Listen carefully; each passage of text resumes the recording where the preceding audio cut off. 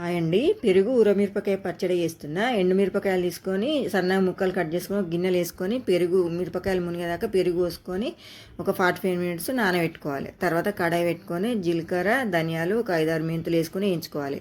చల్లగా అయిన తర్వాత మిక్సీకి వేసుకొని ఒక 10 ఎల్లిపాయలు ఎండుమిర్చి వేసుకొని కొంచెం ఉప్పు వేసుకొని మిక్సీ పట్టుకోవాలి. తర్వాత మళ్ళీ కడాయి పెట్టుకొని ఒక పావు నూనె పోసి శనగపప్పు కరివేపాకు ఎండుమిర్చి జీలకర్ర ఆవాలు వేసుకొని కొంచెం పసుపు వేసుకొని ఫ్రై చేసుకొని మనం మిక్సీ పట్టుకున్న పేస్ట్ వేసుకొని మంచిగా నూనె పైకి తేలే వరకు ఫ్రై చేసుకోవాలి.